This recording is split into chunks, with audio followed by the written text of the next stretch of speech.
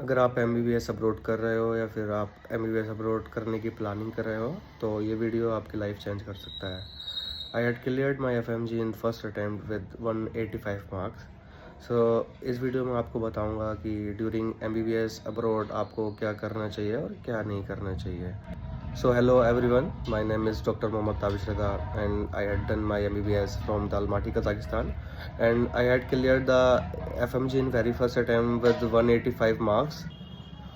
तो इस चैनल पे मैं आपको गाइड करूँगा कि एमबीबीएस अब्रॉड की क्या रियलिटी है, हमें मतलब क्या करना चाहिए, क्या प्लानिंग रहनी चाहिए, क्या स्ट्रेटजी होनी चाहिए और फ्यूचर प्लानिंग वगैरह इंटर्नशिप के बारे में बताऊंगा। आगे एफएमजी क्लियर करने के बाद की लाइफ क्या होती है, तो ये सब जानने के लिए जुड़े रहिए।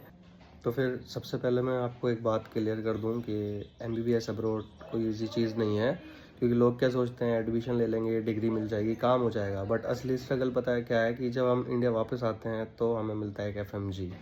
तो FMG is the main struggle.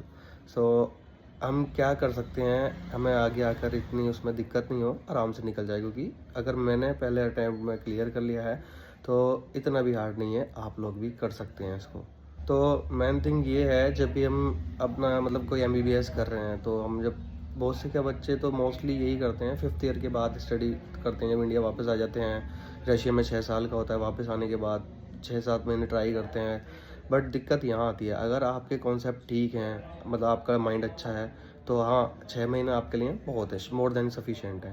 But बहुत से बच्चे, मोस्टली बच्चे ऐसे होते हैं कि उनके कॉन्सेप्ट अच्छे नहीं होते हैं, क्योंकि वो लो स्कोरिंग होते हैं नीट में भी, नीट यूजी में भी। तो जब वो जाते हैं वहाँ भी पढ़ते नहीं, मज़े करते, इधर उधर फिर आके देखते हैं तो एफएमजी में फिर दिक्कत पड़ती है, इसलिए एफएमजी का रिजल्ट इतना लो जाता है।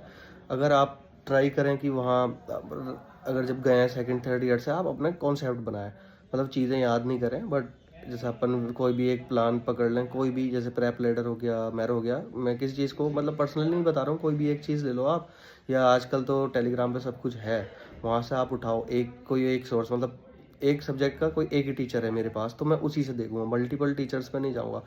हमें क्या बस वीडियो देखनी है, मैं पढ़ते रहना है, कॉन्सेप्ट बिल्ड करने हैं हमको, स्टार्ट में रटने के लिए नहीं जाना है।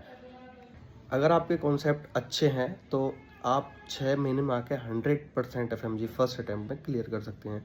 क्योंकि मैं कुछ खास पढ़ के आया नहीं था, अलमाटी से जब भी आया था तो मैं 2-4 सब्जेक्ट ढंग से पढ़े थे, रिवाइज तो मैंने किए ही नहीं थे। बट मेरा ये फ़ायदा हुआ कि मेरे कॉन्सेप्ट बहुत अच्छे थे। जब मैं यहाँ क्लास में बैठा, यहाँ क्या करते हैं, 3-4 महीने कोचिंग लोगे तो पूरा सिलेबस एक बार 19 के 19 सब्जेक्ट पढ़ा देते हैं आपको। फिर उसके बाद सिर्फ आपको 2-1 महीने बचते हैं, रिवीजन करना है 2-3 बार, उसको रीडिंग मारना है।